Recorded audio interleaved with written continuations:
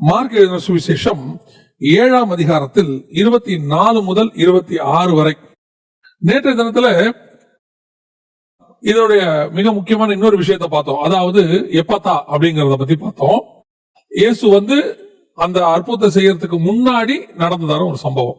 அதுதான் நம்ம இன்னைக்கு பார்க்க போறோம். நேற்று இதை எடுக்கும் போதே இதை பத்தின ஒரு விஷயத்தையும் அப்படியே பார்க்கணும் அப்படின்னு தோணுச்சு. அதனாலதான் இன்னைக்கு காலையில் இந்த பிரேயரை பார்க்கிறோம். இது ரொம்ப விசேஷமான ஒரு பிரேயர். அதாவது தன்னுடைய மகளுக்கு பிசாசு பிடிச்சிருக்கிறது, அதை துரத்தி விட வேண்டும் என்று அவளை வேண்டிக் கொண்டாள். தன்னுடைய மகளுக்காக ஒரு அம்மா இயேசு கிட்ட இப்படி ஒரு பிரேயர் பண்றாங்க. ஆனா இந்த பிரேயருக்கு பின்னாடி பாருங்க, அந்த அம்மாவுடைய சக்சஸ்க்கு பின்னாடி இருக்கிறது மிக முக்கியமான விஷயம். முதல்ல இந்த ஓவரால் விஷயத்தை நீங்க எடுத்துக்கிட்டீங்கன்னா, சிலர் இந்த விஷயத்த வேற மாதிரி சொல்லுவாங்க. என்ன சொல்லுவாங்க அப்படின்னு கேட்டா, இயேசு பாருங்க அந்த அம்மாவை பார்த்து நாய்க்குட்டின்னு சொல்றாரு. ஏன்னா இந்த இடத்துல இயேசு சொல்றாரு, பிள்ளைகளின் அப்பத்தை எடுத்து நாய்க்குட்டிகளுக்கு போடுவானேன் அப்படின்னு சொல்றாரு.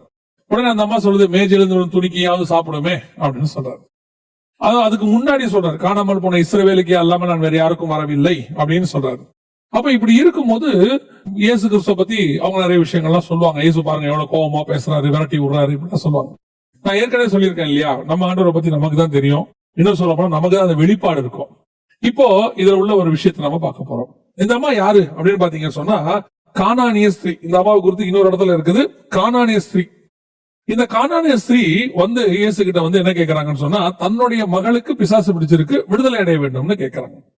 இப்ப இயேசு சொல்லக்கூடியதான ஒரு காரியம். அதுக்கு முன்னாடி இந்த அம்மா இந்த சக்சஸ் எப்படி பெறாங்கன்னு பாருங்க.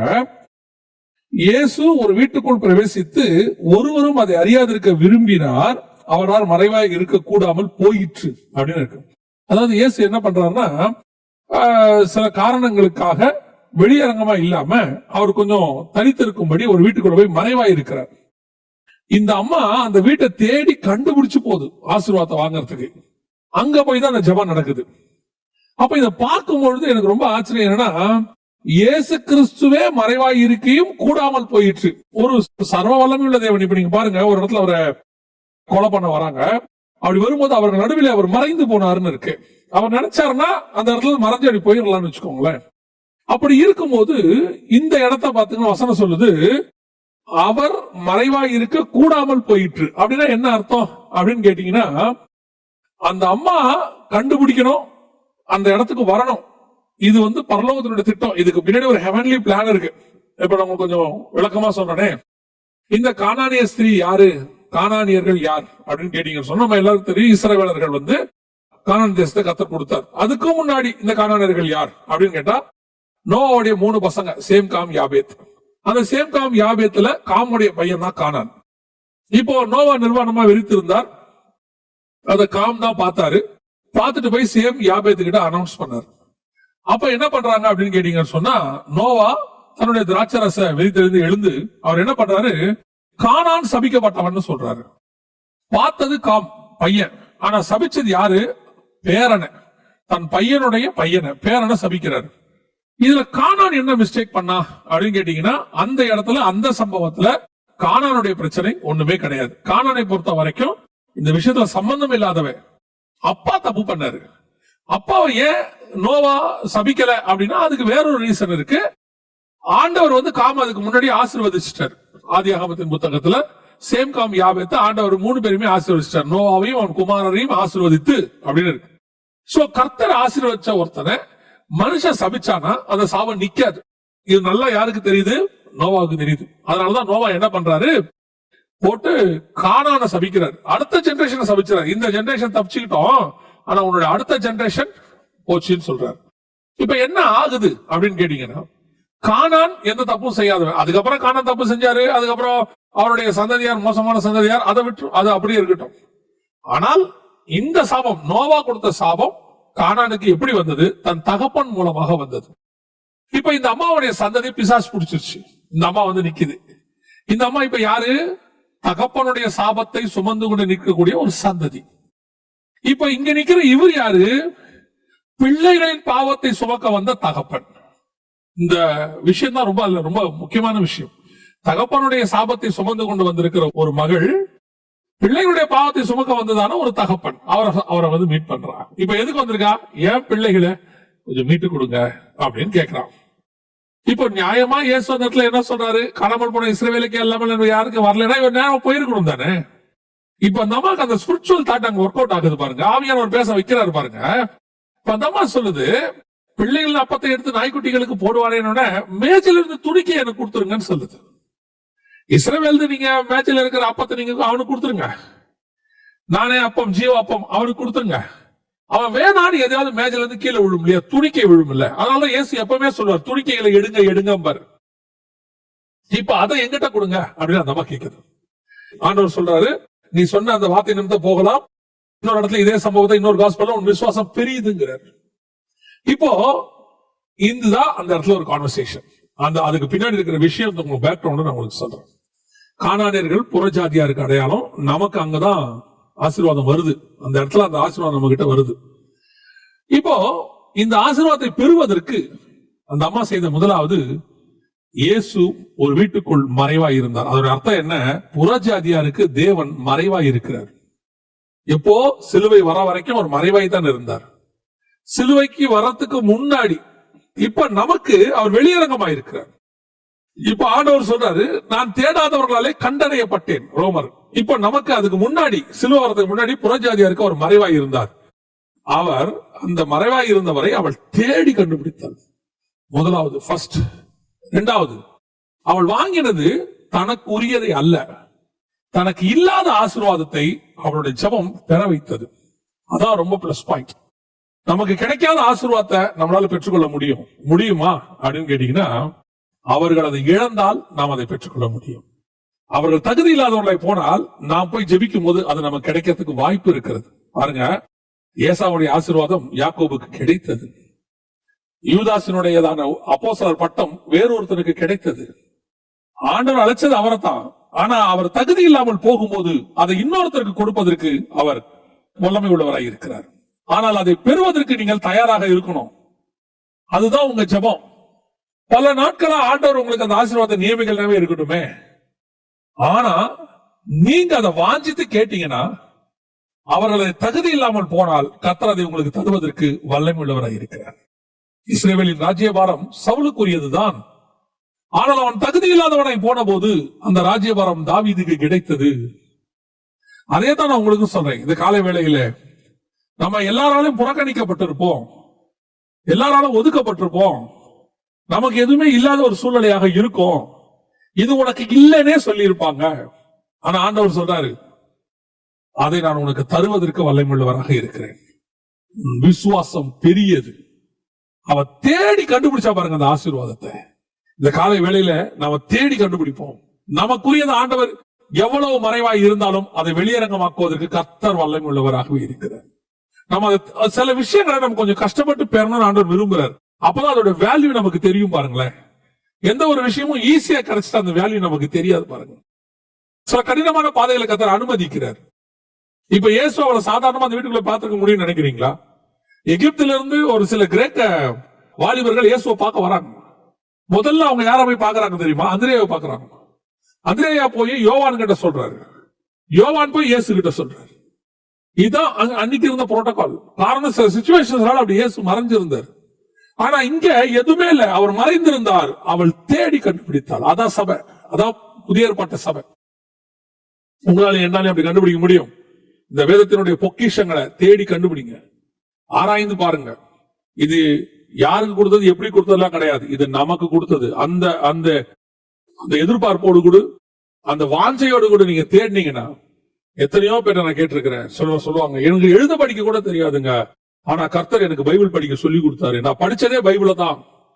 அவங்களுக்கு பள்ளிக்கூட பக்கமே போகாதவங்க சபைக்கு வரும்போது, ஐயோ ஆண்டவரே நான் பைபிள் படிக்க முடியலன்னு கேட்கும்போது ஆண்டவர் பைபிள் படிக்க சொல்லி கொடுத்து அவங்க அதுல இருந்து வேதத்துல இருந்து எடுத்து போதிப்பாங்க. பேதுரு எழுதுற சம்பவங்கள்லாம் நீங்க பாருங்க. பூமியானது ஜலத்தினால் உண்டாக்கி ஜலத்தினால் நிலை கொண்டு இருக்கிறது போலன்னு எழுதுறாரு. இது எவ்வளவு பெரிய சயின்ஸ் தெரியுங்களா? இன்னைக்கு வரைக்கும் தண்ணியை தான் பூமியில தேடுறாங்க. இவ்வளவு பெரிய சயின்ஸ் யாருக்கு சொல்றாரு? பேதுரு சொல்றாரு, படிப்பறிவு இல்லாத எங்களை கொண்டு கர்த்தர் இப்படிப்பட்ட காரியங்கள், அன்ஸ்கூலிங், ஸ்கூல் பக்கமே போகாத ஒரு ஆளுநர் ஒரு டிரான்ஸ்லேஷன்ல. அவ உங்களுக்கும் எனக்கும் அப்படித்தான். நாம தகுதி இல்லாதவர்களாக இருந்தாலும், மறைக்கப்பட்டிருந்தாலும், கிடைக்க கூடாததா இருந்தாலும், கர்த்தர் அதை தருவதற்கு வல்லமை உள்ளவராகவே இருக்கிறார். பல நேரங்களில ஆடு மேய்க்கிறவனுக்கு ராஜா பதவியா பாருங்க. கர்த்தர் நினைச்சா அதை கொடுப்பாரு. ஜெயில இருக்கிற ஒரு கைதிக்கு பிரதமர் பதவியா கர்த்தர் நினைச்சா யோசேப்புக்கு கொடுத்தாரு, உங்களுக்கும் கொடுப்பாரு. ஒரு அடிமையா கொண்டு வரப்பட்டு சங்கிலியில கட்டப்பட்டவனுக்கு கவர்னர் போஸ்டா கர்த்தர் நினைச்சா தானியேல், சாத்ராக், மேஷாக், ஆபேத்நேகோவுக்கு செய்த மாதிரி உங்களுக்கும் செய்வார். கர்த்தர் என்ன வேணாலும் செய்வார். அவருக்கு எங்க இருந்து யாரை எங்க உட்கார வைக்கிறோம் முக்கியம் இல்ல, நம்ம எப்படி தேடி கண்டுபிடிக்கிறோம் அதான் முக்கியம். ரெண்டாவது, அத நம்ம கேட்கிற விதம்னு ஒண்ணு இருக்கு. ஆண்டோட்ட கேட்கிற விதம் இருக்கு. யாக்கோபு கேட்டாம பாருங்க, நீ என்னை ஆசீர்வாதத்தோட நான் விட மாட்டேன், உன்னை ஆசீர்வதிக்கவே நான் வரலப்பா. நம்ம ஏற்கனவே நம்ம பார்த்திருக்கிறோம், இந்த ஜெபத்திலேயே பார்த்திருக்கிறோம். யாக்கோப ஆசீர்வதிக்க கர்த்தர் வரல, யாக்கோப தேற்றதான் கர்த்தர் வந்தாரு. அதுக்கப்புறம் 2 அதிகாரம் கழிச்சு தான் அவனை ஆசீர்வதிக்க வந்தாரு. அப்ப இதே சம்பவம் அங்க நடக்கும். ஆனா அங்க ஆசீர்வதிப்பாரு, அங்கதான் விஷயத்த சொல்லுவாரு. ஆனா இங்க அவன் கேட்கறான், போராடுறான், எனக்கு ஆசீர்வாதத்தை கொடுங்க. கொடுக்க கூடாத இடம், அந்த இடத்துல கொடுக்க வேண்டியது இல்லை. ஆனா அவன் கேட்கறான், போராட்டும் போது கர்த்தர் மீறாம அதை செய்யறாரு. அதுதான் உங்களுக்கு சொல்ல வரேன். ஆண்டவர் நமக்கு செய்வார். நம்ம மேல அவருக்கு அவ்வளவு பாசம் இருக்குது, உங்க மேல அவ்வளவு பாசம் இருக்கு. நீங்க ஆண்டவர்கிட்ட கேட்டு பாருங்களேன், அது பிள்ளைகளுக்கு உரியது இல்லைன்னாலும் ஆண்டவர் நமக்கு தருவார். இந்த புதிய ஏற்பாட்டினுடைய வெளியரங்கமாக்கப்பட்டதான இந்த சத்தியங்கள் இருக்குது, இது உள்ள இருக்கிற மகத்துவங்கள் இருக்கு, இதெல்லாம் உங்களுக்கும் எனக்கும் கிடைக்கக்கூடிய அளவுக்கு நம்ம தகுதி வாய்ந்தவங்க நீங்க நினைக்கிறீங்களா? இல்ல நம்ம கொடுக்கக்கூடிய தரிசனங்கள் கர்த்தர் நம்ம கிட்ட அதெல்லாம் விடுங்க, நம்ம கிட்ட ஆண்டவர் ஊழிய அழைப்பு கொடுக்கிறாரு. இந்த அழைப்புக்கு நீங்களான தகுதி உடையவங்களா? கொஞ்சம் உட்கார்ந்து யோசிச்சு பாருங்க. இதுல எழுதினது கிட்டத்தட்ட 40க்கும் மேற்பட்டவங்க எழுதி இருக்கிறாங்க. அவங்களோட டெடிகேஷன்ஸ் எல்லாம் நீங்க பாருங்க. அந்த டெடிகேஷன் பண்ண அவ்வளவு டெடிகேட்டா இருந்தவங்களுக்கு கிடைச்ச இந்த மகத்துவத்தை உங்களுக்கும் எனக்கும் கர்த்தர் இன்னைக்கு கொடுக்கிறாருன்னா நாம எந்த அளவுக்கு இவங்களுக்கு ஈக்குவல் ஆயிட்டோம் நீங்க நினைக்கிறீங்க? அதான் நான் சொல்லுவேன், கர்த்தர் தகுதி இல்லாதவனை தகுதிப்படுத்துகிறார், புழுதியில் இருந்து கர்த்தர் உயர்த்துகிறார். யாரை எங்க உட்கார வைக்கிறாருன்னு அவருக்கு தான் தெரியும். நாம் அதுக்கு தகுதியுடையவங்களே கிடையாது. நம்ம எதிர்பார்க்கறது என்ன தெரியுமா? மேஜையிலிருந்து விழும் துணிக்கைகள், அதை எதிர்பார்க்கிறோம். அதுதான் நம்ம ஜெபம். ஆண்டவரே, எனக்கு மேல இருக்கிற அந்த அப்பத்தை உட்காந்து சாப்பிடுற டேபிள்ல உட்காந்து சாப்பிட்டுட்டு இருக்கிறாங்களே எல்லாரும், அதை சாப்பிடுற அளவுக்கு எனக்கு தகுதி இல்லை, அது எனக்கு நல்லா தெரியும். எனக்கு நீங்க அந்த துணிக்கையை கொடுங்க. ஆக்சுவலா அந்த அம்மாவுக்கு என்ன கிடைச்சது தெரியுங்களா? அந்த மேஜையில இருந்து ஒரு துணிக்கைக்கு நாய்க்குட்டிக்கு தானே கேட்டாங்க. அந்த மேஜையில இருந்து துணிக்கை விழல, அப்பமே விழுந்துருச்சு. இஸ்ரவேலர்கள் மேஜையில இருந்து உட்கார்ந்து சாப்பிடுறாங்கன்னா அவன் ஒருவேளை அவன் சாப்பிடுற அப்பம் இயேசு கிறிஸ்துவா இருந்தால் அவன் தூக்கி போட்ட அப்பம் யாருன்னா இயேசு கிறிஸ்து. அவன் இயேசு தூக்கி புறம்பே போட்டான். இன்னைக்கு நமக்கு கிடைச்சிருக்கிறது துணிக்கை கிடையாது, அப்பமே கிடைச்சிருக்கு. இயேசு கிறிஸ்து இப்ப நம்ம இருக்கிற இப்ப யார் தெரியுமா பிள்ளைகள்? ஏற்றுக்கொண்டவர்கள் எத்தனை பேரும் அத்தனை பேரும் பிள்ளைகளாகும்படிக்கு கர்த்தர் அதிகாரம் கொடுத்தார். அன்னைக்கு நாய்க்குட்டிக்கு கொடுக்கறது எனக்கு கொடுங்கன்னு கேட்டா அவன் நாய்க்குட்டி அல்ல, அவள் பிள்ளையாய் மாறினாள். இந்த காலை வேளையில உன் ஜெபம் உன்னை தேவனுடைய பிள்ளையாய் மாற்றும். ஒருவேளை இந்த உலகம் உன்னை நாய்க்குட்டின்னு சொல்லும், உன்னுடைய குடும்பத்தாரால நீ ஒதுக்கப்பட்டு இருப்ப, நீ இந்த வீட்டுக்குள்ள வரக்கூடாதுன்னு சொல்லியிருப்பாங்க, என் முகத்துல முழிக்காதுன்னு சொல்லியிருப்பாங்க, உனக்கு இது கிடையாதுன்னு சொல்லியிருப்பாங்க, உனக்கு இது தகுதி கிடையாதுன்னு சொல்லியிருப்பாங்க. இந்த காலை வேளையில கர்த்தர் சொல்றாரு, அவர்கள் ஒதுக்குன நாய்க்குட்டி எனக்கு பிள்ளை, என்னுடைய பிள்ளை. அவன் தூக்கி போட்டான்ல, அது வேற யாரும் இல்ல, இயேசு கிறிஸ்து. அவர் நம்ம கைக்கு வந்துட்டா அந்த மேஜையில உட்கார்ந்திருக்கும் பிள்ளை கிடையாது. இந்த அப்பா யார் கையில இருக்கோ அவன் தான் பிள்ளை. அப்பத்துக்கு தான் மரியாதை, வச்சிருக்கிறவனுக்கு மரியாதை கிடையாது. அப்பா யார் கையில இருக்கோ அவனுக்கு அந்த அப்பத்துக்கு தான் மரியாதை. இன்னைக்கு அந்த அப்பமாகிய ஜீவ அப்பமாகிய இயேசு கிறிஸ்து உன் கையில இருக்கிற, உனக்கு என்ன கவலை? இந்த காலை வேளையில ஆண்டவர் உனக்கு சொல்ற வார்த்தை அதுதான், பயப்படாத. உன்னை நாய்க்குட்டின்னு சொல்லட்டும், ஒதுக்கி தள்ளட்டும், உன் சந்ததி உன் பிள்ளைகளை வீட்டுக்குள்ள சேர்க்காம இருக்கட்டும், உன் குடும்பத்தில் இருக்கவங்க சொல்லட்டும், உன் சொந்தக்காரங்க சொல்லட்டும், நீ வரக்கூடாது, உன் பிள்ளைகளும் வரக்கூடாது, ஏன் நீ ஒரு தவறான வாழ்க்கையை முடிவெடுத்ததாவே இருக்கட்டுமே. ஏன்னா அப்பா எடுத்த தப்பான முடிவு கானானுடைய சந்ததியே தப்பா போச்சு. ஆனாலும் கர்த்தர் சரி பண்ண விரும்புறார், கர்த்தர் பிள்ளைய மாத்த விரும்புறார். பாருங்க, கானானுடைய தாத்தா யாரு? நோவா. மாம்சத்துல பிறந்த அந்த நோவா தாம் பேரனை சபிக்கிறதுக்கு அவன் வருத்தப்படல. பாருங்க, பையன் மேல உள்ள கோபத்தை பேரன் மேல காட்டுறான். பேரன் தப்பே பண்ணல, பேரன் மேல காட்டுறான். ஆனா நீயும் நானும் தப்பே பண்ணவங்க தான், நீ நானும் ஒதுக்கப்பட்டவங்க தான். தன் சொந்த சகோதரர்களால, தன் சொந்த தாய் தகப்பனால வெறுக்கப்பட்டவங்களா கூட இருக்கலாம். ஆண்டவர் காலை வேளையில சொல்ற வார்த்தை என்ன தெரியுமா?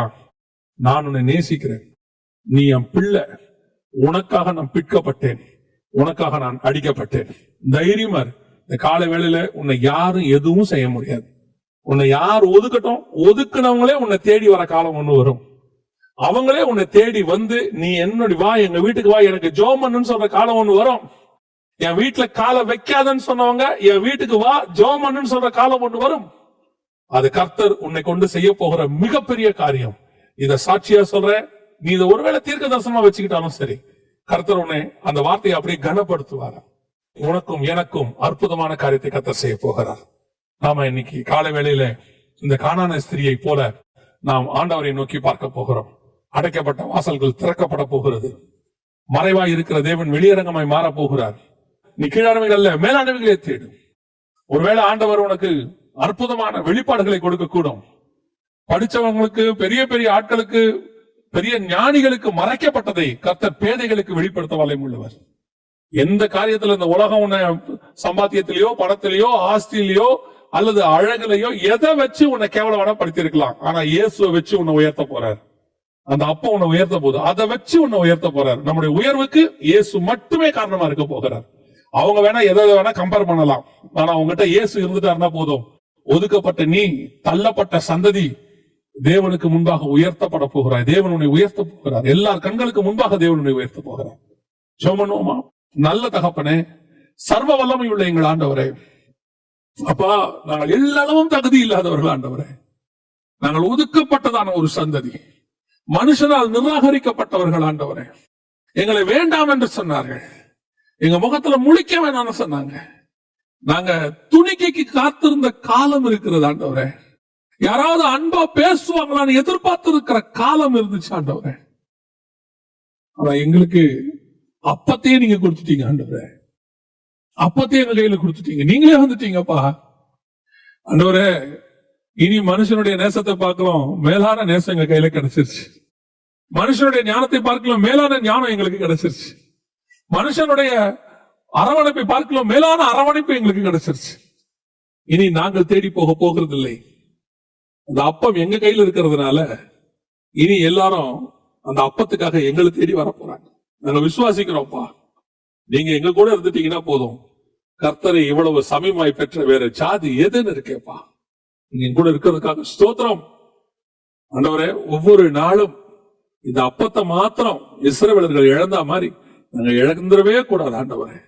இந்த அப்பத்தை பிட்டு நாங்க புசித்து ஒவ்வொரு நாளும் கானானுக்குள்ள பிரவேசிக்கிற வரைக்கும் வானத்தின் மன்னாவை நாங்கள் புசிக்க கிருபை பாராட்டும். ஆசீர்வதியும், வழி நடத்தும் எங்கள் ஆண்டவர் இயேசுவின் நாமத்தில் பிதாவே, ஆமென்.